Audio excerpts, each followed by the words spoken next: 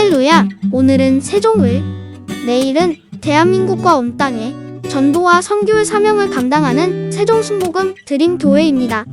하나님의 사랑과 은혜가 치유와 응답이 있는 성령 충만한 교회입니다. 구독과 중보기도로 드림가족이 되어보세요. 오늘도 주 안에서 참 좋은 날입니다. 오늘 우리는 고린도전서 제14장 7절 이하에 있는 말씀을 가지고 공부를 하겠습니다. 우리 고린도전서 14장 7절을 다 같이 읽어보겠습니다. 혹 저나 금은고와 같이 생명 없는 것의 소리를 낼 때 그 음의 분별을 내지 아니하면 저 부는 것인지 금은고 타는 것인지 어찌 알게 되리요. 저라는 것은 피리를 말하는 것이고 금은고인데, 음악이라는 것은 악보를 가지고서 그 악보에 따라서 노래도 부르고 연주하는 거 아닙니까? 악보가 없으면 외마디 소리를 내기 때문에 무슨 소리인지 모르죠. 이와 같이 음악이라는 것은 그 고저장단 속에서 인생의 사상과 감정을 잘 표현하는 것입니다. 그래서 음악은 우리의 감정을 치료하는 굉장한 효과가 있습니다. 슬플 때는 기쁜 노래를 듣는 것이 좋고, 또 외로울 때, 고통스러울 때는 위로가 되는 음악을 듣는 것이 좋죠. 그래서 교회에서 찬송을 많이 부르는 것은 굉장한 도움이 됩니다. 우리가 찬송을 통해서 우리 마음에 감동이 오고 공명이 오고 마음에 치료가 오고, 이 찬송은 그냥 부르는 게 아닙니다. 찬송을 통해서 치료가 되고, 그리고 더 흥겨워지고 믿음의 활력이 주어지는 것입니다. 그러나 저나 금은고가 생명 없는 것이 소리를 낼 때 그 음을 분별하지 않고 그냥 똑같은 소리만 낸다면은 이것이 피리 부는 소리인지 금은고 타는 소리인지 알 수가 없습니다. 우럭이 옛날 가야금을 탈 때 새가 와서,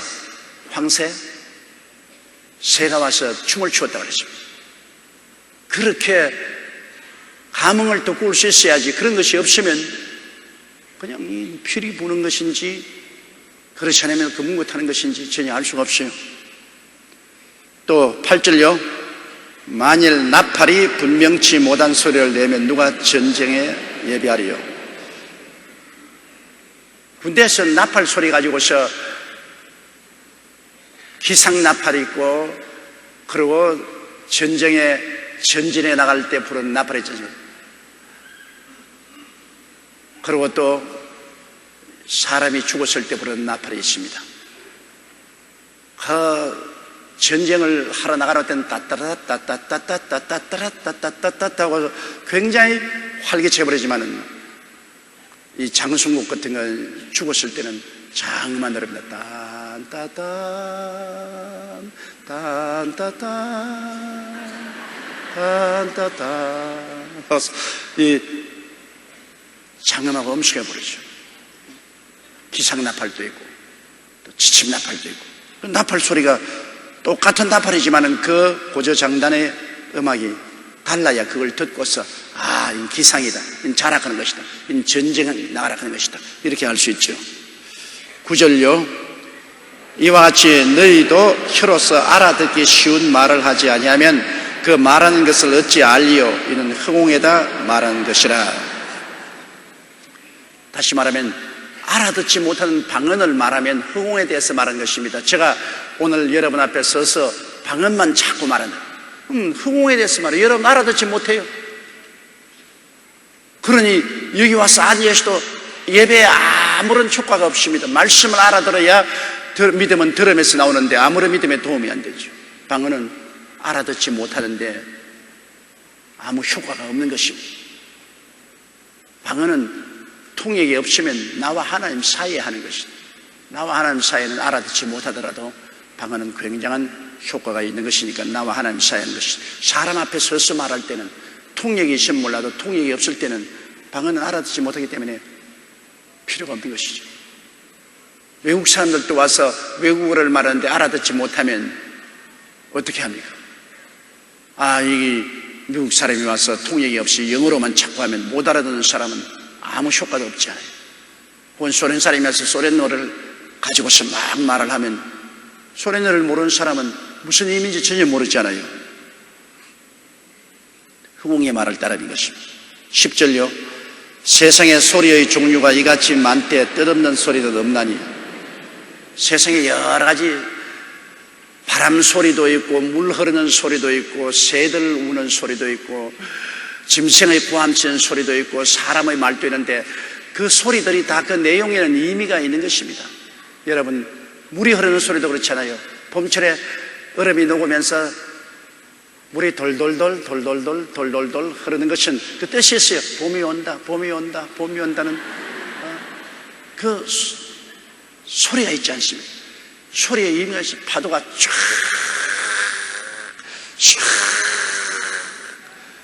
이 치면 그 파도 소리를 듣고 있으면 하나님의 장엄함을 알 수 있는 것입니다. 야, 하나님이 이렇게 크시고 위대하시, 이 바다의 파도를 이렇게 움직이시는구나. 그 파도 속에 마음에 큰 의미를 갖다 주는 것입니다.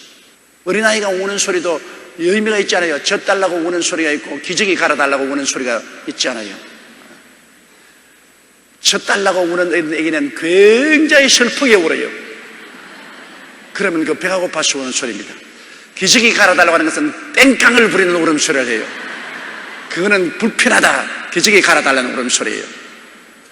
그 울음소리가 다 다르죠. 모든 소리에는 뜻이 없는 소리가 없습니다. 11절요. 그러므로 내가 그 소리의 뜻을 알지 못하면 내가 말하는 자에게 야만이 되고 말하는 자도 내게 야만이 되리니.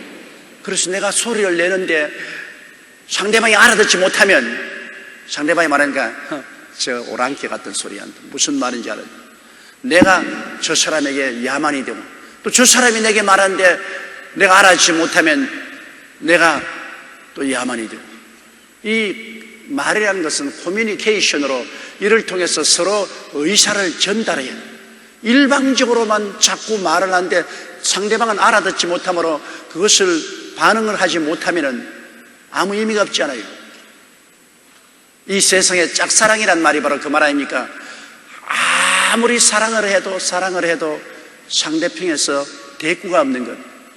영어로는 unrequited love라고 하는데, 우리 대한민국이 북한을 향해서 햇빛 정책으로 사랑을 아무리 베풀어도 대답이 없어요. 불러도 대답 없는 이름이요, 부르다가 내가 죽을 이름이요. 이 대답이 없어. 대답에는 건 대프 소리밖에 없어. 이게 답답한 겁니다. 일방적으로만 자꾸 사랑을 베풀지만은 상대에서 사랑의 반응이 없을 때 이게 답답한 것이죠. 그 말도 없고 일방적으로만 자꾸 말을 하는데 상대방은 대꾸가 없다. 그 답답하죠. 제일 대꾸 없는 것 좋은 것은 부부 싸움할 때 말하는 것이 제일 좋아. 자꾸 말을 하면 자꾸 싸움이 되어져요. 왜냐하면 부부 간에는 서로 친밀한 만큼 상처를 입으면 그게 정비례해서 미워지거든.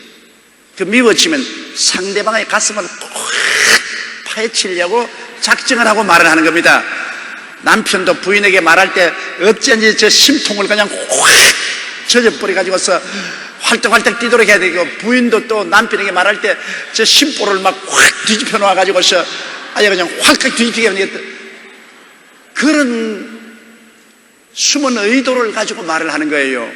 그냥 살이 반듯하게 차근차근 이야기하는 것이 아니라 감정을 그냥 확 뒤엎어 놓으려고 하기 때문에 그땐 대꾸 안 하는 것이 제일 좋아. 그냥 가만히 있어요. 그냥 무슨 말을 하는지 가만히 있으면 혼자서 야단 법석을 하다가 그만두는 겁니다.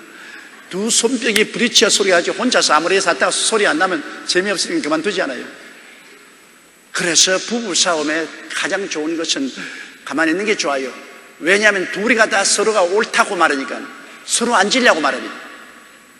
지면 모욕감을 느끼기 때문에, 안 지려고 발부둥을 치기 때문에 나중에 억지 이론을 다 끌어대고 있는 말 없는 말 다 끌어대고 그렇게 하는데 거기서 뭐 이기가 무슨 소용이 있겠습니까?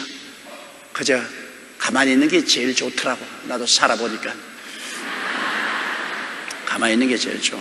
그게 이기는 거예요. 그러면 나중에 가서 후회도 안스러워요. 쓸데없는 말 막 해놓고 난 다음에 나중에 전쟁이 다 끝나고 연기가 다 사라질 때 그때 이젠 후회스럽다고요. 내가 그 말 하지 말 걸 그랬다. 내가 잘못했다. 그리고 용서해달라고 말하니까 부끄러워서 그 말도 못하고 아주 정말로 손해가 많다. 근데 가만히 있으면은 나중에 후회할 것이 없지 않아요. 12절요. 그러면 너희도 신령한 것을 사모하는 자인즉 교회의 덕 세우기를 위하여 풍성하기를 구하라. 하나님의 신령한 은혜를 구할 때 목적이 있어 구하는데 교회의 덕을 세우기 위해서 하라. 교회의 덕, 교회가 이를 통해서 내 신령한 은사를 통해서 교회가 성장하고 발전하고 은혜를 받도록 교회의 덕을 위해서 신령한 은사를 구하지 내 개인의 유익을 위해서 구하지 마라. 많은 사람이 자기 개인의 유익을 위해서 탐욕으로 은사를 구하다가 귀신 들린 사람 많이 있어요. 제가 오랫동안 이 성령 운동을 하다가 보니까 그런 사람을 많이 보는데요. 자기 욕심으로 하나님의 은사를 구해가 자기가 좀 유명해지고 좀 은사자라고 해보고 싶어가지고서 그 산속에 들어가서 혼자서 그냥 굶어가면서 하나님 아버지 은사를 달라고 부르짖는데 근본적으로 교회의 덕을 위해서 하지 않고 자기 스스로를 나타내기 위해서 하니까 탐욕 아닙니까? 하나님은 탐욕이 아니거든요. 하나님은 사랑이시지. 탐욕은 마귀니까 그냥 그 구한데 마귀가 덥석 들어와가지고서 귀신이 들려가지고서 은사 받았다고 교회 와가지고서 뜨던데 보면 눈이 획 돌아갔어요. 보면 대만 눈만 보면 알아요. 눈이 딱 초점이 돌아가서 딱. 그래서 한번 더러운 귀신이 탐욕을 통해서 들어와 있으면 이거 정말 쫓아내는데 애를 먹습니다. 쉽게 안 나가고 세월이 오래 걸리고 그렇습니다. 사랑으로 구하면 마귀가 못 들어와요. 하나님은 사랑이기 때문에. 즉 사랑은 내가 받는 것이 아니라 주는 것이 아닙니까? 남에게 은혜를 끼치기 위해서 간다. 목사가 산에 가서 기도할 때 하나님 교회 성도들에게 더 큰 은혜를 베풀기 위해서 성도들의 병을 고치고 성도들을 더 은혜로운 말씀을 전하기 위해서 하나님께서 성령 충만을 주시고 지식의 말씀, 지혜의 말씀, 영분별의 연사, 방언, 동역 예언, 믿음의 연사, 기적의 연사, 병 고치는 연사 등을 주시옵소서. 교인들을 덕되게 하기 위해서 사랑을 베풀기 위해서 해주시옵소서. 그건 아주 좋은 동기로 부르셨습니다. 그건 사탄이 못하요. 그런 기도에는 성령의 역사, 또 우리 교회 성도들 셀 리더나 그렇지 않으면 평신도라도 하나님 전도하기 위해서 내가 전도를 하자니까 하나님의 능력이 필요합니다. 성령의 능력이 오시면 내가 성령의 능력으로 더 능력 있게 기도하고 능력 있게 찬송하고 전도할 수 있어서 우리 가족도 전도하고 이웃도 전도하고 또 셀 리더로서 우리 세를 부흥케 하기 위해서 내가 능력이 없으니 하나님의 사랑을 베풀기 위해서 능력을 주시옵소서. 그거 괜찮아요. 그 귀신 안 들어와요. 그건 사랑을 위해서 기도합니다. 하나님 날 좀 보소. 내가 그래도 우리 셀 리더 아닙니까? 내가 우리 가운데는 내가 으뜸이 아닙니까? 내가 은사를 받아서 이렇게 하면 사람들이 다 나를 존경하고 나를 따르고 신령하다고 말하는 게 아니십니까? 그러니 아주 김 집사보다 박 집사보다 내가 더 신령하다고 여김을 받아야 되겠고 인정도 받아야 되겠네. 주시옵소서 마귀가 애따 받아라 그러면서 그냥 콱 귀신을 받아가지고서 눈이 싹 돌아가가지고서 완전히 사람이 그냥 한물 가버립니다. 아예 그냥 은사 전부 잘못 받으면 완전히 한물 가버려요. 제가 목회하면서 제일 많이 어려움을 받은 것은 이렇게 은혜 받으러 산에 가서 혼자서 부르든지 또 잘못 안수기도를 받고 탐욕으로 하다가 귀신을 받아가지고서 한물 간 사람 때문에 마음 상한 것은 말도 못해요. 왜 그러니까 더구나 남자들보다도 여자들이 거의 한물 갑니다. 한물을 가가지고서 이제 집에 돌아오면 이제 하나님이 특별히 택해서 은사를 주었다면서 밥도 안 짓죠. 애들도 안 돌보죠. 기도만 한다고 방구석에 널리 엎드려 있죠. 보따리 살고서 그냥 부흥에다 돌아다니죠. 그러면 그 가정의 남편이나 자녀들이, 장성한 자녀들은 누구 원망하느냐? 목사 원망을 합니다. 우리 부인이, 우리 어머니가 여의도 순복음교회 나가더니만 칼가닥 돌아가지고서 완전히 이렇게 되었다고 말이죠. 그게 미친 집단 아니냐? 그래가 그냥 공격을 하고 아주 괴로움을 겪습니다. 이러므로 우리가 무엇을 하나님 앞에 구하든지 사랑으로 구해야 됩니다.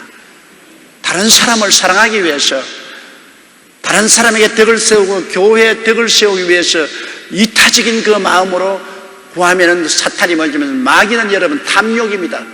탐욕은 우상숭배이기 때문에 정욕이나 탐욕을 가지고서 행하면 무엇인지 마귀의 덫에 걸립니다. 마귀가 어떻게 아름다운 말로 가지고 오더라도 정욕이나 탐욕이 그 마음의 근본 동기가 되어 있으면 마귀의 올무에 걸리게 되는 것입니다. 그러나 사랑은 하늘나라 문을 활짝 열고 성령의 역사가 본격적으로 역사하도록 그렇게 해주는 것입니다. 그러므로 우리가 하나님의 성령의 은사를 구하되, 풍성하기를 구하되, 교회의 덕을 세우기 위해서, 내 유익을 위해서 그런 게 아니라 교회의 덕을 세우기 위해서 구하라. 13절요. 그러므로 방언을 말하는 자는 통역하기를 기도할지니. 방언을 말하는 사람이 자기 혼자 하나님과 방언 말하는 것은 자기의 덕을 세우기 때문에, 방언은 기도의 언어이기 때문에 하나님께 방언으로 기도를 많이 하는 건 좋습니다만, 대중 앞에서 방언을 하려고 하는 사람은 대중이 못 알아들으니까 통역하기를 구하라. 하나님께서 통역을 주셔야 방언을 말하고 방언 통역을 해야 비로소 다른 사람이 알아듣잖아요. 그러므로 방언을 통역하면 예언과 같은 것인데, 그런데 이 방언 통역을 정말 사랑의 동기로 구해야지, 이것을 나의 개인의 욕심과 탐욕을 만족하기 위해서 방언 통역을 구하다가 점치는 귀신에게 걸린 사람이 간혹 있습니다. 한 100명이면 한 두서너 사람은 방언 통역을 구하다가 점치는 귀신에게 잡혀서 계속해서 점을 치는 거예요. 교회에 앉아가지고서 늘 점만 치고 있어요. 하나님의 성령은 점치는 영이 아닙니다.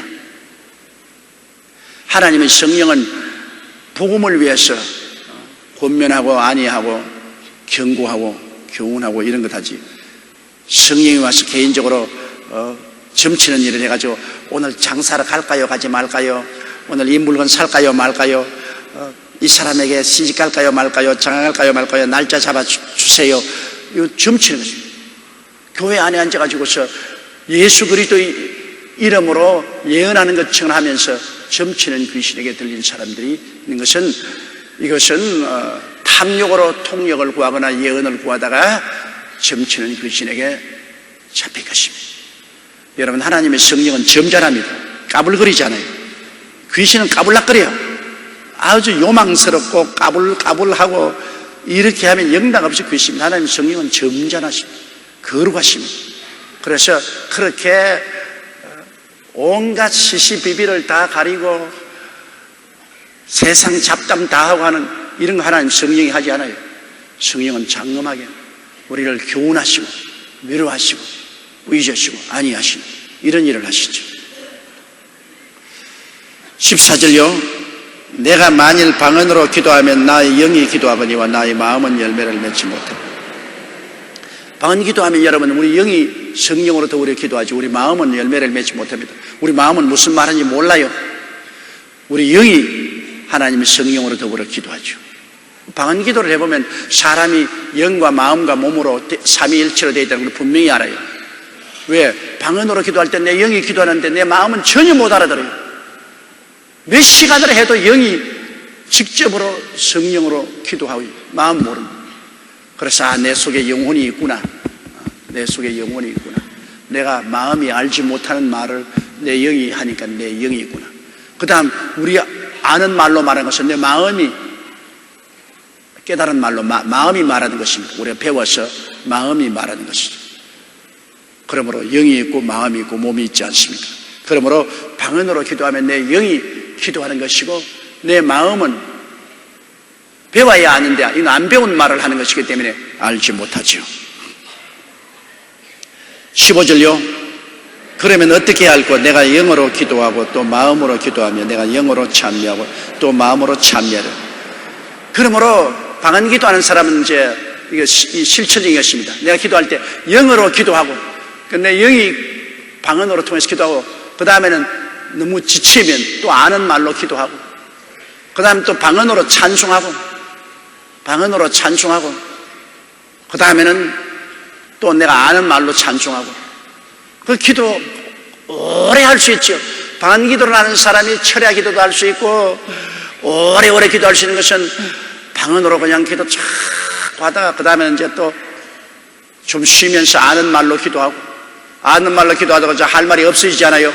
그럼 또 방언으로 기도하고 또 방언으로 기도하다가 또 아는 말이 생각이 나면 또 아는 말로 기도하고 그 다음 또 찬송하시면 방언으로 찬송해요. 그냥 방언으로 찬송은 그냥 곡주만 붙이면 나오는 겁니다. 방언은 내가 모르니까 못 알아듣니까 곡주만 붙이면 희한하게 성령이 내 영으로 더불어 곡조를 만들어가요. 아주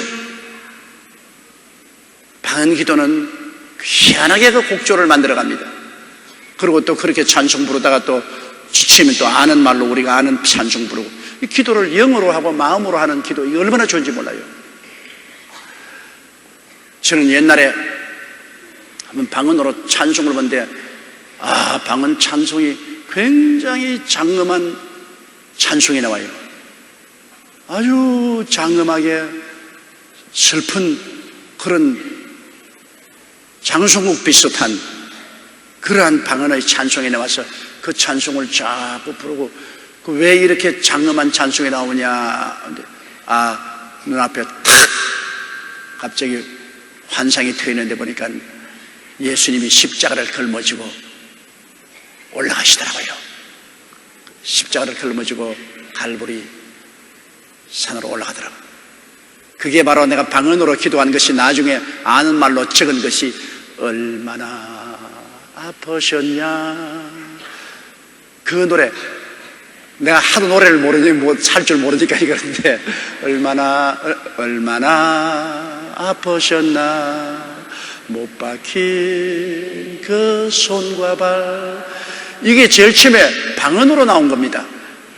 방언으로 이 곡조가 나와가지고서 이 곡조를 부르는데 부르다가 보니까 예수님이 십자가를 짊어지고 갈보리산에 올라가서 못 박혀 피 흘리는 그 영상이 나타났는데 나중에 방언으로 불러놓고 다 까먹어버렸죠. 딱 기억이 안 나요. 그러다가 나중에 하나님이 이것을 다시 기억나게 해주셔서 곡조를 붙인 것이 바로 이 찬송이었습니다. 그러므로 여러분 우리 성령 받은 사람은 이중으로 기도를 할 수 있으므로 좋습니다. 영어로 기도하고 마음으로 기도하고 영어로 찬송하고 마음으로 찬송할 수 있으니 좋지요. 그러나 성령 받지 않은 사람은 마음으로 기도하고 마음으로 찬송하는 것밖에 못해요. 그렇기 때문에 신령한 세계 속에 들어갈 수가 없습니다. 인간적인 레벨로 있지 그 이상 더 성령의 깊은 세계 속에 들어가서 기도하고 찬송할 수 없죠. 그러니까 손해가 굉장히 많죠. 신령한 세계와 교통을 할 수 없기 때문에. 저는 저 개인적으로 생각해봐도 내가 성령 받고 방언을 말하기 시작하고부터 모든 신령한 은혜를 받게 되었습니다. 성령을 체험하고 방언 기도를 계속함으로부터 시작해서 방언 기도가 영의 세계의 열쇠가 되어서 그때로부터 영적인 깊은 계시를 받기 시작했습니다. 그리고 방언으로 노래하면서 하나님의 그 깊은 감정을 느낄 수가 있었습니다. 방언 기도는 여러분 모든 은사 중에 가장 기초적인 은사입니다. 그건 남에게 알리려면 통역의 연사를 구해서 통역이 나오면 남과 같이 하나님의 말씀을 받을 수 있지만 그건 못하면은 혼자서 기도할 때 방언으로 기도하고 마음으로 기도하고 방언으로 찬송하고 마음으로 찬송하면 이 방언 기도를 통해서 마음이 하나님의 깊은 계시를 받을 수 있는 안내자가 됩니다. 방언이 안내를 해주면 그 다음 마음이 하나님의 계시를 받을 수 있어요. 그렇기 때문에 방언 기도를 하고 난 다음부터 하나님의 깊은 묵시를 받을 수 있고, 그리고 하나님의 계시를 받아서 하나님 말씀을 요리할 수 있습니다. 성령으로 말미암아 여러분 하나님께 묵시를 받지 않고서는 메시지를 전하면 하나님의 음성이 아닙니다.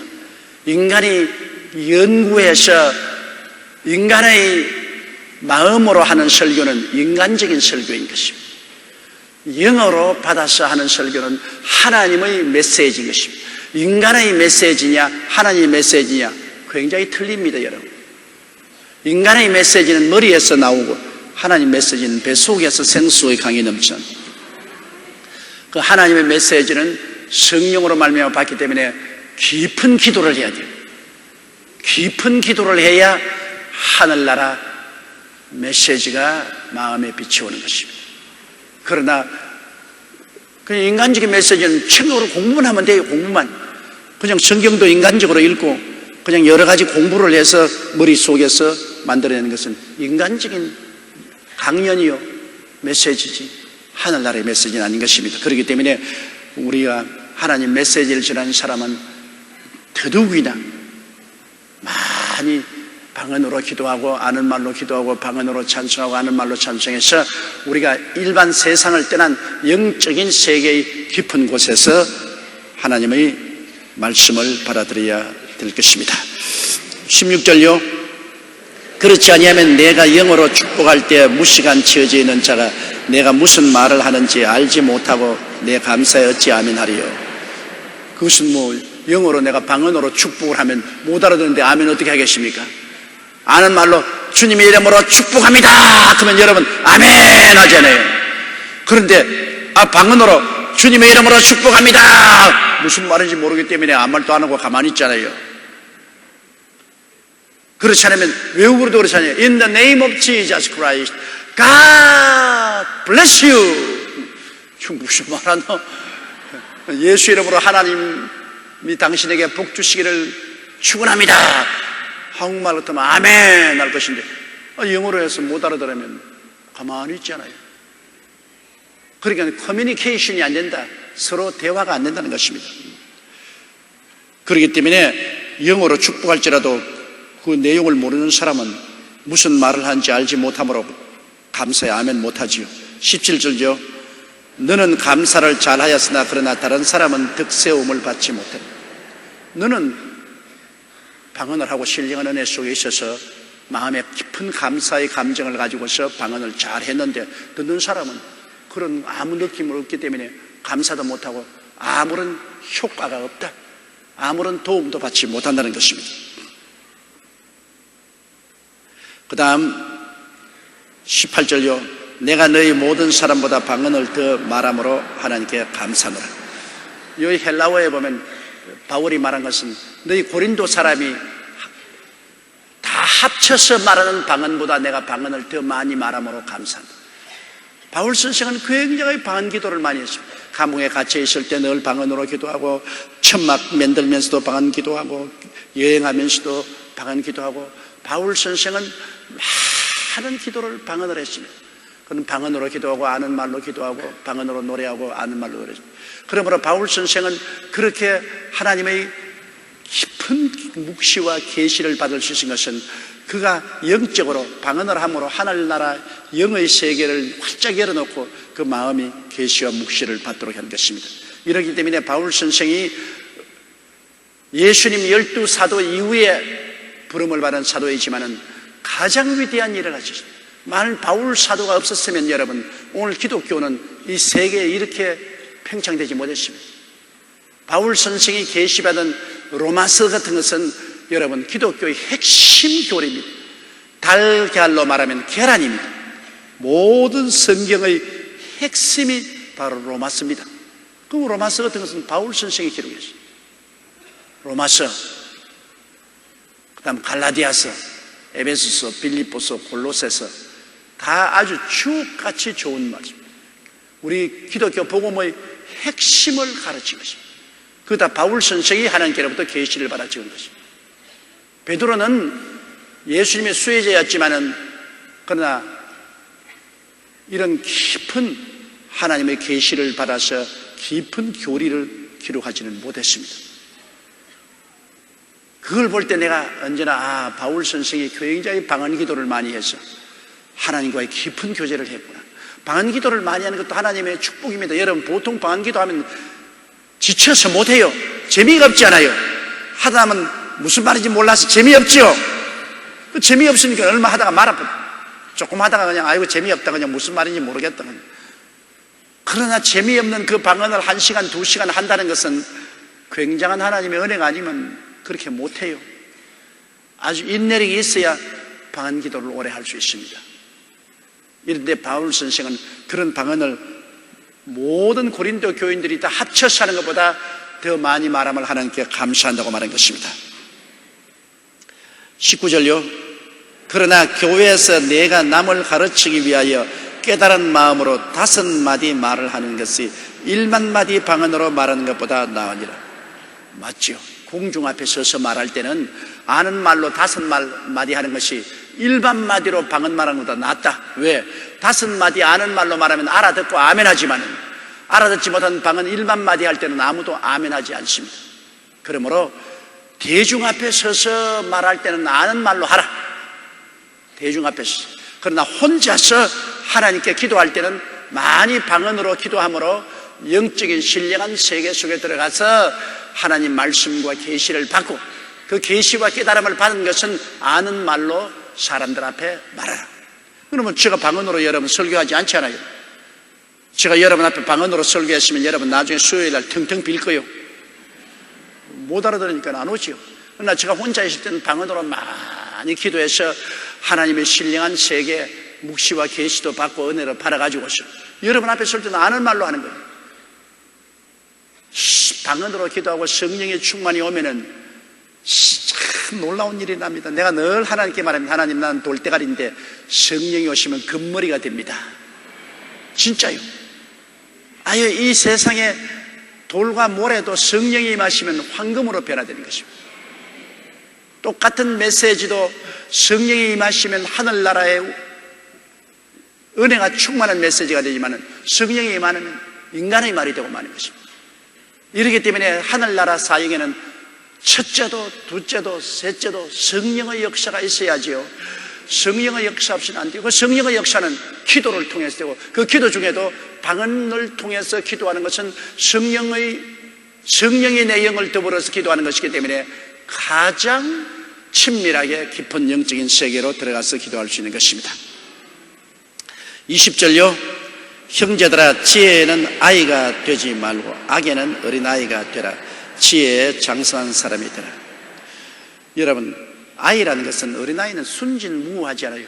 어린아이들은 탐욕이 없습니다. 첫째로 여러 가지 탐욕이 없고, 그리고 남을 해치려는 마음도 없지 않아요. 어린아이들은 단순하잖아요. 단순하고 순수하다. 그러므로 우리가 하나님의 지혜는 단순하고 순수한, 하나님의 지혜는 괴팍스럽지 아니하고 흉악하지 않습니다. 그리고 곤모술수를 써서 남을 죽이려고 하지 않습니다. 하나님의 지혜는 하나님께로 날아오니 단순하고 순전합니다. 그래서 하나님의 지혜는 그를 통해서 사람을 살리는 것입니다. 그런 역사를 하는 것입니다. 그렇기 때문에 형제들아, 지혜는 아이가 되지 말고 악에는 어린아이가 되라. 악에는 어린아이가 되라. 어린아이들은 악의 그 교활함을 모릅니다. 어린아이들이 여러분 사기치는 거 보았습니까? 어린아이들이 살인하지 않지 않아요. 어린아이들이 남을 속이고 남을 못 살게 하지 않잖아요. 그러므로 이 세상에서 순전한 사람이 되라, 그 말인 것입니다. 아주 악한 꾀를 이루고 어른들처럼 간교하고 간사하고 거짓부리하고 그렇게 하지 말고 악인 어린아이처럼 되어서 단순하고 순진하게 되라. 그러나 지혜는 우리가 장성한 사람이 되어서 사물을 분별할 수 있게 돼요. 선은 장성한 사람처럼 되어서 선하고 착하게 해야 돼요. 선한 사람도, 선도 여러분 역시 어린아이, 주님께서 어린아이와 같지 않으면 하늘나라에 들어갈 수 없다고 단순하고 순진한 마음으로 우리가 하나님을 믿고 따라야 되지, 여러 가지 계산해서 하나님을 믿으면 좋을까 나쁠까 손해가 날까 유익이 될까 이렇게 따지면 신앙이 되지 않습니다. 하나님 앞에서는 단순하고 순진한 마음으로 전심을 다해서 믿고 순종을 따라가는 것이, 그것이 진실한 신앙이고 그것이 참된 지혜가 될 수 있는 것입니다. 그러므로 우리는 방언을 말하는 것이 우리가 사리로 생각해 보라는 것입니다. 지혜롭게 생각해 보면 사람들 앞에서 방언 말하는 것이 지혜로운 것이겠는가? 아니죠. 못 알아듣는 혼자만. 그러므로 방언을 사용하는 것은 여러분 장성한 사람처럼 사리에 맞게 방언을 써라. 천지를 분별하지 못하고 어린아이처럼 그냥 막 떠들어 제끼면서 쓰면 안 된다, 그 말인 것입니다. 21절에요 율법에 기록된 바 주께서 가라사대 내가 다른 방언하는 자와 다른 입술로 이 백성에게 말할지라도 저희가 오히려 듣지 아니하라 하였으니, 이 율법에 기록했다 그러는데 이거는 이사야서 28장 11절에 말했습니다. 주께서 가라사대 내가 다른 방언하는 자와 다른 입술로 이 백성에게 말할지라도 저희가 오히려 듣지 아니하리라 하였으니, 이스라엘 백성이 하나님을 반역하고 우상을 섬기고 사신을 섬기고 나갔을 때 하나님께서는 갈대아어로서 바벨로니아 아수리아 사람을 보내가지고서 아수리아 사람들이 와서 이스라엘 백성들에게 말해도 이스라엘 백성은 알아듣지 못했습니다.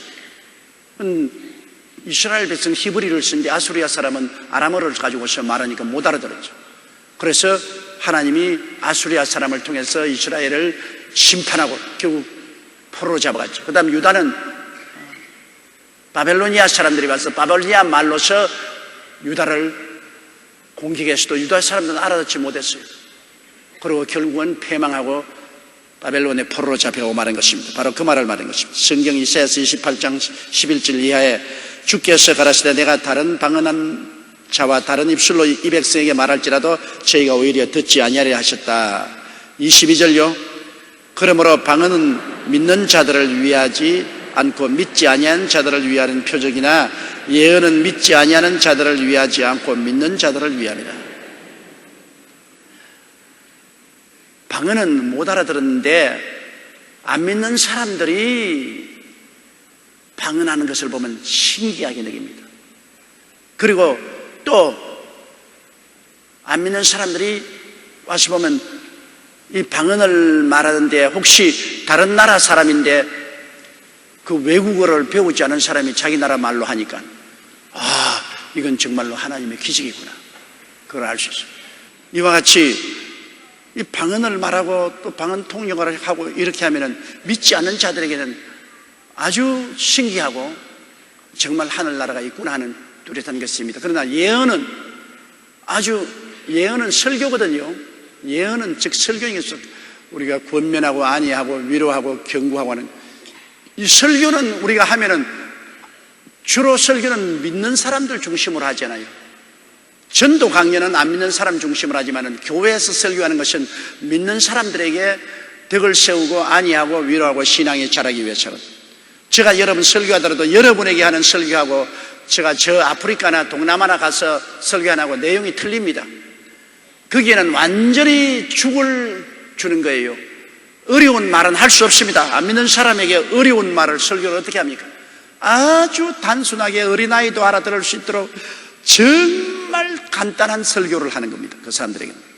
그러나 교회에 와서는 성경의 깊은 말씀을 설교하고 하나님의 깊은 계시를 말할 수 있는 것은, 이것은 교회는 이미 예수 믿는 사람들을 양육하기 위해서 하는 것입니다. 그렇기 때문에 예언은 설교인 것입니다. 양육하기 위해서 하는 것이므로 믿는 자들을 위한 것이지만, 방언이나 방언 통역 같은 것은 안 믿는 자들을 위해서 그들을 하나님이 살아계신 것을 깨달을 수 있도록 하는 그러한 일을, 방언으로 설교하지는 않아요. 방언은 그냥 단순하게 하나님의 뜻을 나타내는 것이기 때문에 양육하는데 방언은 아무 효과가 없습니다. 그러나 예언은 설교를 통해서 성도들을 양육하는 데 큰 도움이 되지 않습니까? 23절요. 그러므로 온 교회가 함께 모여 다 방언으로 말하면 무식한 자들이 믿지 아니하는 자들이 들어와서 너희를 미쳤다 하지 않겠냐.